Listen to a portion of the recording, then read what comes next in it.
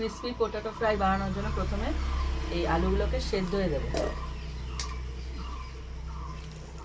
এমনভাবে সেদ্ধ করতে হবে মানে কি বলতো একদম নরম হয়ে যাবে না, কিন্তু একটু সেদ্ধ হবে, 50% সেদ্ধ হবে। এর মধ্যে দিয়েছি একটু লবণ। আলুটা ঠিক এরকম সময় নামাতে হবে। দেখো পুরোপুরি সেদ্ধ হয়নি, হাফ সেদ্ধ হয়েছে। আলুটাকে ঠান্ডা করে নিয়েছি, এবার দিয়ে দিচ্ছি এর মধ্যে লবণ, দিচ্ছি চিলি ফ্লেক্স, দুর্দান্ত স্বাদে হয়ে রান্না। হালকা একটুখানি হলুদ গুঁড়ো অল্প, দিচ্ছি কর্নফ্লাওয়ার,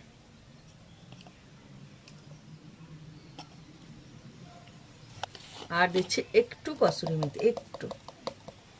এবার এটাকে একসাথে হালকা করে মেখে নিতে হবে। কড়াই বসিয়ে দিয়েছি, দিয়ে দিচ্ছি তেল। তেলটা গরম করে নিয়ে এই আলুগুলো এক এক করে দিয়ে দেবো। এটা কেমনভাবে ভাজতে হবে, পুরো ব্রাউন কালার হয়ে যাবে আলুগুলোকে। এইভাবে আলুগুলোকে পুরো ভেজে নিয়ে তারপর ওটা থালার মধ্যে তুলে নিচ্ছি। যতক্ষণ না পুরোপুরি ভাজা হচ্ছে ভালোভাবে ততক্ষণ মতো ভেজে নিতে হবে। কড়াইতে আর একটুখানি তেল দিয়ে দেবো। তেল দিয়ে ওর মধ্যে দিয়ে দিচ্ছি রসুন কুচি।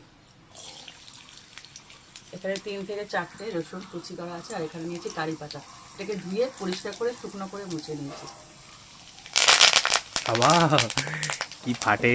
কারি পাতা রসুনটাকে এরকম হালকা ব্রাউন করে ভেজে নিয়ে এইবার দিয়ে দেবো টমেটো। এখানে 2টো মিডিয়াম সাইজের টমেটো ছোটো ছোটো করে কাটা আছে, গুঁড়ি গুঁড়ি, এগুলোকে দিয়ে দেবো।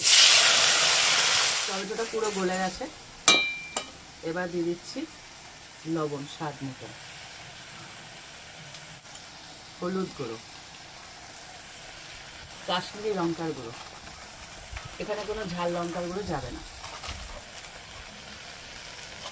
দিচ্ছি সয়া সস অল্প, টমেটো সস।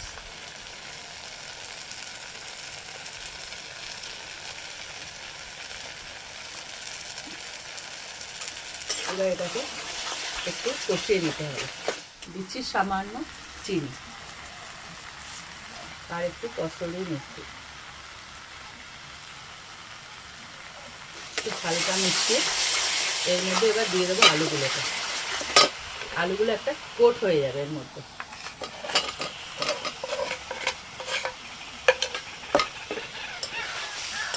তৈরি হয়ে গেল ক্রিসপি পোটেটো ফ্রাই। এরকম একদম মাখা মাখি।